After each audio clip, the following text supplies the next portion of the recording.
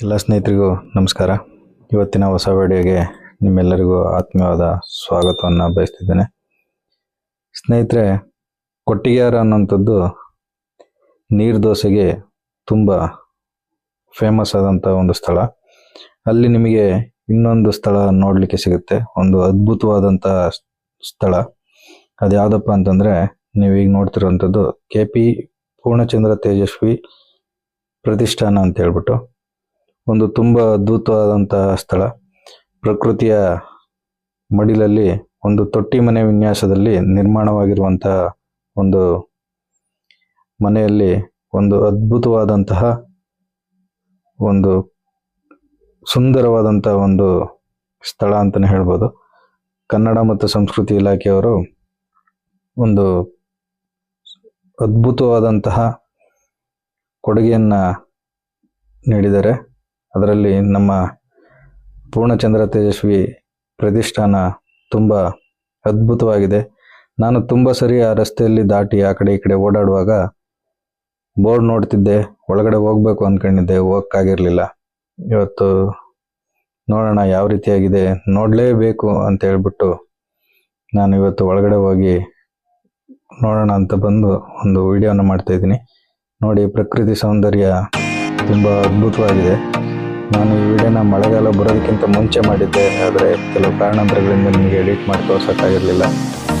ಈಗೇನು ನೋಡ್ತಿದ್ದೀರ ಅಲ್ಲಿ ನಿಮಗೆ ಫಸ್ಟು ಸ್ವಾಗತ ಕೋರಿದ್ದು ಕಾಫಿ. ಚಿಕ್ಕಮಗಳೂರು ಕಾಫಿ ನಾಡು, ಅದರಿಂದ ಅಲ್ಲಿ ಕಾಫಿ ಬೀಜದ ಒಂದು ಸ್ವಾಗತವನ್ನು ಕಮಾನ್ ರೀತಿಯಲ್ಲಿಟ್ಟು ಅದನ್ನು ಸ್ವಾಗತ ಮಾಡಲಿಕ್ಕೆ ಅಂತೇಳಿ ಇಟ್ಟಿದ್ದಾರೆ. ಇದೇ ಈಗ ನೀವು ನೋಡ್ತಿರುವಂಥದ್ದು ಪೂರ್ಣಚಂದ್ರ ತೇಜಸ್ವಿಯವರ ಪ್ರತಿಷ್ಠಾನದ ಮೊದಲ ಮುಂಭಾಗ. ಇದು ಮುಂಭಾಗದಲ್ಲಿ ಪಾರ್ಕನ್ನು ಸಹ ಮಾಡಿದ್ದಾರೆ. ಮಕ್ಕಳು ಎಲ್ಲ ಬಂದರೆ ಸ್ವಲ್ಪ ಹೊತ್ತು ಒಳಗೆ ಹೋಗಿ ಬಂದು ನಂತರದಲ್ಲಿ ಸ್ಥಳವನ್ನು ಮಕ್ಕಳಿಗಾಗಿ ಅಲ್ಲಿ ಹೂವಿನ ಗಿಡಗಳು, ನಮಗೆ ಸಸ್ಯಗಳಿದ್ದಾವೆ, ಒಂದಷ್ಟು ರೀತಿಯಲ್ಲಿ ಅಲ್ಲಿ ಬೆಳೆದಿದ್ದಾರೆ. ತುಂಬ ಅದ್ಭುತವಾಗಿದೆ. ಮಕ್ಕಳನ್ನು ಕರ್ಕೋಗಿ ಮಕ್ಕಳಿಗೆ ಅಲ್ಲಿಯ ಪ್ರಪಂಚವನ್ನು ತೋರಿಸಿ, ನಾವು ಕಾಡು ಬೆಟ್ಟ ಗುಡ್ಡಗಳಲ್ಲಿ ಪರಿಸರವನ್ನು ಯಾವ ರೀತಿ ಎಂಜಾಯ್ ಮಾಡಬೇಕು ಅನ್ನೋದನ್ನು, ಮತ್ತು ಯಾವ ರೀತಿಯ ಕೀಟಗಳಿದ್ದಾವೆ, ಏನಿದ್ದಾವೆ, ಪಕ್ಷಿಗಳಿದ್ದಾವೆ ಅನ್ನೋದನ್ನು ಒಂದಷ್ಟನ್ನು ಅಲ್ಲಿ ತೋರಿಸಿದರೆ ಹೋಗಿ ನೋಡಬೇಕು. ಆವಾಗ ಅಲ್ಲಿ ಗೊತ್ತಾಗುತ್ತೆ ನಾವು ಯಾಕೆ ಇಲ್ಲಿಗೆ ಹೋಗಬೇಕು ಅನ್ನೋದು. ಅಲ್ಲಿ ಹೋದಾಗ ನಿಮ್ಮ ಮಕ್ಕಳುಗಳಿಗೂ ಒಂದಷ್ಟು ಕಲೀಲಿಕ್ಕೂ ಸಹಿತ ಅವಕಾಶ ಇದೆ ಅಂತ ಹೇಳ್ತೀನಿ. ಈಗ ನೀವು ನೋಡ್ತಿರೋದು ಎಂಟ್ರೆನ್ಸು. ಯಾವುದೇ ಎಂಟ್ರಿ ಫೀಸ್ ಇಲ್ಲ, ಯಾವುದೇ ರೀತಿಯಾದಂತಹ ನಿಮಗೆ ಒಳಗಡೆ ಎಷ್ಟೊತ್ತು ಬೇಕಾದ್ರೂ ಸಮಯವನ್ನು ಕಳೆಯಬಹುದು. ಓದಲಿಕ್ಕೆ ನಿಮಗೆ ಬುಕ್ಸ್ಗಳಿದ್ದಾವೆ, ಸಮಯ ಕಳೆಯೋದಕ್ಕೆ ನಿಮಗೆ ತುಂಬ ಅವಕಾಶ ಇದೆ. ತುಂಬ ಚೆನ್ನಾಗಿದೆ, ನೋಡೋದಕ್ಕೂ ತುಂಬ ಚೆನ್ನಾಗಿದೆ. ನೋಡಿ ಒಂದು ಬುಕ್ಸ್ಗಳನ್ನು ಓದಿ ಅಲ್ಲಿ ಒಂದಷ್ಟು ಸಮಯವನ್ನು ಕಳೆಯೋದಕ್ಕೆ ಒಂದು ಅದ್ಭುತವಾದಂತಹ ಸ್ಥಳ. ಪೂರ್ಣಚಂದ್ರ ತೇಜಸ್ವಿಯವರ ಒಂದು ಚಿಕ್ಕ ಪ್ರತಿಮೆಯನ್ನು ಮಾಡಿದ್ದಾರೆ. ನನಗಂತೂ ತುಂಬ ಖುಷಿ ಆಯಿತು. ಅವ್ರದ್ದು ಹಳೆ ಗಾಡಿನೂ ಸಹಿತ ಇಲ್ಲಿಟ್ಟಿದ್ದಾರೆ. ಪೋಸ್ಟ್ ಆಫೀಸ್ ಅದು ಡಬ್ಬಿನ ಇಟ್ಟಿದ್ದಾರೆ. ಅಲ್ಲಿ ಅವರು ಒಂದಷ್ಟು ಲೈನ್ಗಳನ್ನು ಮಾಡಿ, ಫೋಟೋಗಳನ್ನು ಮಾಡಿ, ಫ್ರೇಮ್ಗಳನ್ನು ಮಾಡಿ ಅಲ್ಲಿ ಇಟ್ಟಿದ್ದಾರೆ. ನೋಡಿ, ಅವ್ರದ್ದು ಹಳೆ ಅವ್ರು ಯೂಸ್ ಮಾಡ್ತಿದ್ದಂಥ ಬೈಕ್ನ ಸಹಿತ ಇಟ್ಟಿದ್ದಾರೆ. ಪರಿಸರದಲ್ಲಿ ಯಾವ ರೀತಿಯ ಪ್ರಭೇದಗಳಿದ್ದಾವೆ, ಯಾವ ರೀತಿಯಾದಂತಹ ಮರ ಗಿಡಗಳಲ್ಲಿ ಪಕ್ಷಿಗಳು ಅಥವಾ ಕೀಟಗಳು ಯಾವ ರೀತಿ ಇದೆ ಅನ್ನೋದನ್ನೆಲ್ಲ ಅಲ್ಲಿ ತೋರಿಸಿದ್ದಾರೆ. ನಾವು ಸಹಿತ ಅಲ್ಲಿ ಹೋಗಿ ಒಂದಷ್ಟು ಸಮಯವನ್ನು ಕಳೆದು ಅಲ್ಲಿ ಒಂದು ಪುಸ್ತಕಗಳನ್ನು ಸಹಿತ ಕೊಂಡ್ಕೊಂಡು ಬಂದು ಹಳೆ ಮಾಡೆಲ್ಗಳ ಮನೆಗಳು ಎಲ್ಲವುಗಳನ್ನ ಅಲ್ಲಿ ಇಟ್ಟು ಒಂದು ಅದ್ಭುತವಾದಂತಹ ಒಂದು ವಿನ್ಯಾಸವನ್ನು ಅಲ್ಲಿ ಮಾಡಿದ್ದಾರೆ. ತುಂಬ ಅಂದರೆ ನಮಗಂತೂ ತುಂಬ ಖುಷಿ ಆಯಿತು. ಒಂದು ಪ್ರಪಂಚವನ್ನು ನಾವು ಒಂದು ರೌಂಡ್ ಹಾಕಿ ಬಂದಷ್ಟು ಖುಷಿ ಆಯಿತು. ಹಳೆ ಮಾಡೆಲ್ಗಳು ಮನೆಗಳದು, ಹಾಗೆ ಒಂದು ಕಡೆ ಸೈಡಲ್ಲಿ ಕೀಟಕ ಜಗತ್ತನ್ನು ಅಲ್ಲಿ ನಿಮಗೆ ತೋರಿಸ್ಕೊಟ್ಟಿದ್ದಾರೆ. ಇನ್ನೊಂದು ಸೈಡಲ್ಲಿ ಅವರು ಯೂಸ್ ಮಾಡ್ತಿದ್ದಂತಹ ಕಂಪ್ಯೂಟರು, ಟೈಪಿಂಗ್ ಮಿಷಿನ್ನು ಎಲ್ಲವುಗಳನ್ನು ಸಹಿತ ಅಲ್ಲಿ ಜೋಡಿಸಿದ್ದಾರೆ. ಮುಂದೆ ಅದು ನಿಮಗೆ ವಿಡಿಯೋದಲ್ಲಿ ನೋಡ್ತಾ ಹೋಗ್ತೀರಾ. ಅದನ್ನು ನೋಡಿ ನಿಮಗೆ ಎಷ್ಟು ಖುಷಿಯಾಗುತ್ತೋ ಗೊತ್ತಿಲ್ಲ, ಏನು ಅನಿಸುತ್ತೋ ಗೊತ್ತಿಲ್ಲ. ವಿಡಿಯೋ ದೊಡ್ಡದಾಗಿದೆ, ದೊಡ್ಡದು ಅನಿಸ್ಬೋದು, ನನಗೆ ಗೊತ್ತಿಲ್ಲ. ಎಲ್ಲರೂ ನಮ್ಮ ಚಾನಲ್ನ ಸಬ್ಸ್ಕ್ರೈಬ್ ಮಾಡಿ, ಲೈಕ್ ಮಾಡಿ, ಹಾಗೆ ನಿಮ್ಮೆಲ್ಲ ಸ್ನೇಹಿತರಿಗೂ ಶೇರ್ ಮಾಡಿ ನಮ್ಮ ವಿಡಿಯೋಗಳನ್ನು ಹೆಚ್ಚೆಚ್ಚು ಜನರಿಗೆ ಸಿಗುವಾಗ ಮಾಡಿ.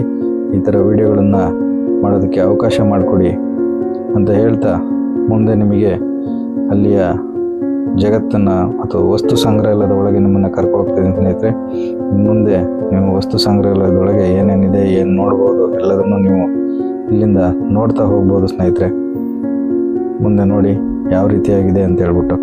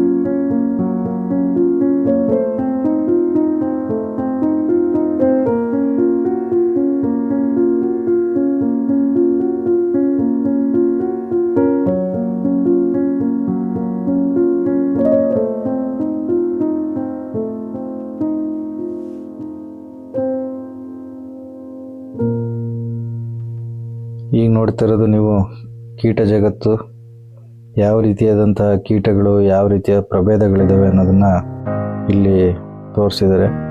ಅಲ್ಲಿ ಹೋಗಿ ನೋಡಿದ್ರೆ ನಿಮಗೆ ಅದ್ಭುತವಾದಂಥ ಒಂದು ಕೀಟ ಜಗತ್ತನ್ನು ನೋಡೋದಕ್ಕೆ, ಅಥವಾ ಇಷ್ಟು ಕೀಟಗಳು ಇದ್ವಾ, ಈ ರೀತಿಯಾಗಿ ಇದ್ದುದನ್ನು ನಾವು ನೋಡಿದೀವ ಅನ್ನುವಂಥದ್ದೇ ನಮಗೆ ಒಂದು ಭ್ರಮೆನ ಅನ್ನಿಸ್ಬಿಡುತ್ತೆ. ಅಷ್ಟೊಂದು ಕೀಟಗಳನ್ನು ಸಂಗ್ರಹ ಮಾಡಿ ಅಲ್ಲಿ ಇಟ್ಟಿದ್ದಾರೆ. ನೋಡಬೇಕು ಸ್ನೇಹಿತರೆ, ಒಂದು ಅದ್ಭುತವಾದಂತಹ ಒಂದು ಕೀಟ ಜಗತ್ತನ್ನು ನಮಗೆ ಇಲ್ಲಿ ತೋರಿಸೋದಕ್ಕೆ ಅವರು ಒಂದು ಪ್ರಯತ್ನ ಪಟ್ಟಿದ್ದಾರೆ.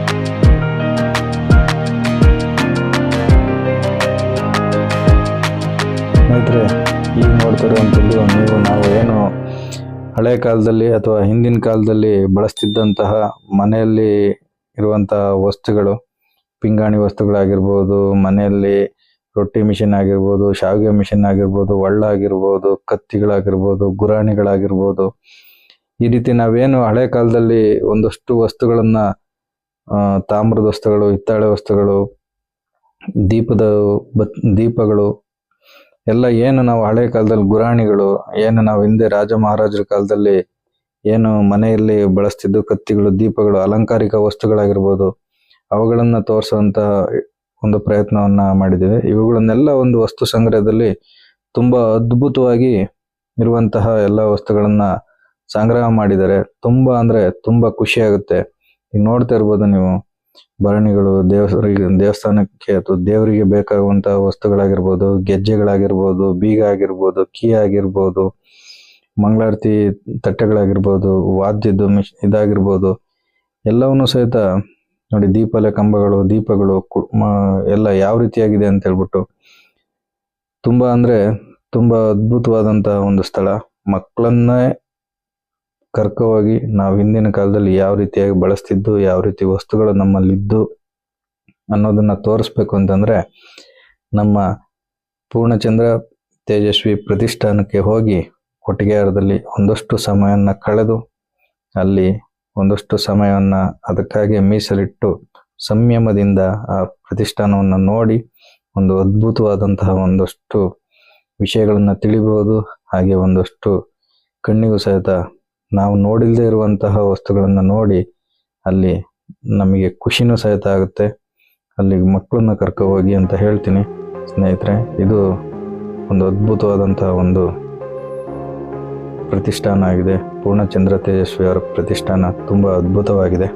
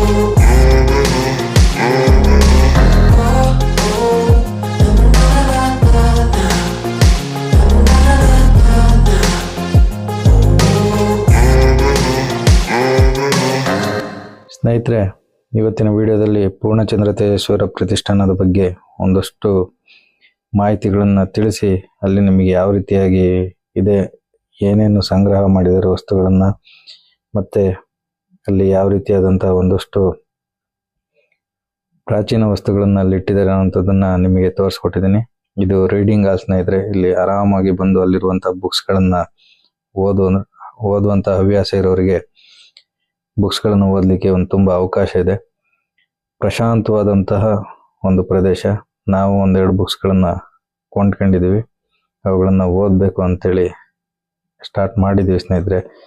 ಪುಸ್ತಕ ಓದಬೇಕು ಅಂದರೆ ದೇಶ ಸುತ್ತಬೇಕು, ಇಲ್ಲ ಬುಕ್ಸ್ನ ಓದಬೇಕು ಅನ್ನುವಂಥದ್ದು ಒಂದು ವಾಡಿಕೆ ಪ್ರಕಾರ ನಾವು ಒಂದೆರಡು ಬುಕ್ಸ್ಗಳನ್ನು ತಗೊಬಂದಿದ್ದೀವಿ. ಇದಿಷ್ಟು ಇವತ್ತು ನಾವು ನಿಮಗೆ ಪೂರ್ಣಚಂದ್ರ ತೇಜಸ್ವಿಯವರ ಪ್ರತಿಷ್ಠಾನದ ಬಗ್ಗೆ ನಿಮಗೆ ಒಂದಷ್ಟು ವಿವರಗಳನ್ನು ತಿಳಿಸ್ಕೊಟ್ಟಿದ್ದೀವಿ ಸ್ನೇಹಿತರೆ. ಈ ವಿಡಿಯೋ ನಿಮಗೆ ಇಷ್ಟ ಆಗಿದ್ರೆ ಲೈಕ್ ಮಾಡಿ, ಹಾಗೆ ನಮ್ಮ ಚಾನಲ್ನ ಸಬ್ಸ್ಕ್ರೈಬ್ ಮಾಡಿ, ಆದಷ್ಟು ನಿಮ್ಮೆಲ್ಲ ಸ್ನೇಹಿತರಿಗೆ ಶೇರ್ ಮಾಡಿ. ನಿಮ್ಮ ಪ್ರೋತ್ಸಾಹ ನಮಗೆ ತುಂಬ ಅಗತ್ಯ. ಮುಂದಿನ ದಿನಗಳಲ್ಲಿ ಆದಷ್ಟು ಪ್ರತಿದಿನ 1-2-3 ದಿನಕ್ಕೆ ವಿಡಿಯೋನ ಅಪ್ಲೋಡ್ ಮಾಡೋ ಪ್ರಯತ್ನವನ್ನು ಮಾಡ್ತೇವೆ ಸ್ನೇಹಿತರೆ. ಧನ್ಯವಾದಗಳು.